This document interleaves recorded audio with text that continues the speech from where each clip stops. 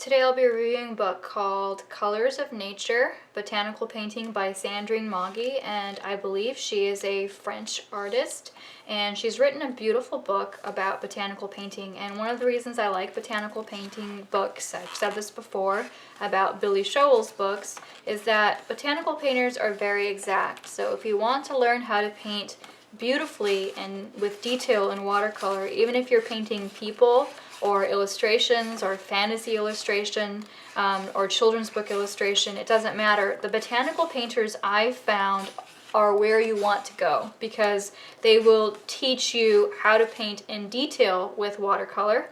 And this is something that you may not get with the looser books on watercolor.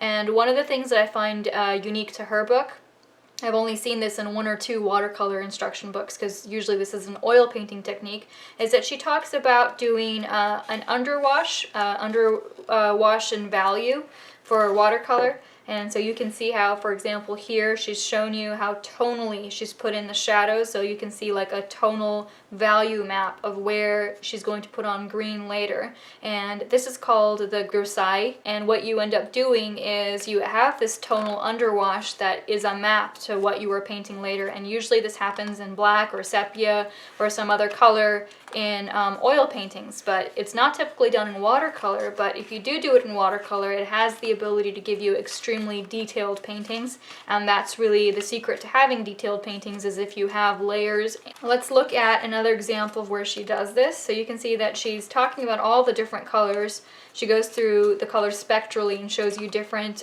painting examples. But for example, you can see again here where she has this painting and she's shown you a tonal map, and you can do this with a water-soluble graphite pencil or with ink or with watercolor, and then you can come back over it and paint that, and you've got these built-in shadows that happen as a result, and it makes for a beautiful end result, and it looks much more realistic. The second thing I really like about this book is that I'm very environmentally aware and to try to be good about what I use in the world, and one of the reasons I've told people before that I paint in watercolors, it's in comparison to oil painting or acrylic painting, it's very eco-friendly because it doesn't use turpentine or some kind of acrylic chemical binder. It's just water and gum arabic with some pigments. And so what's left is, what kind of pigments are you choosing? And her book is unique in that she actually shows which colors are not good colors to have if they are bad for the environment.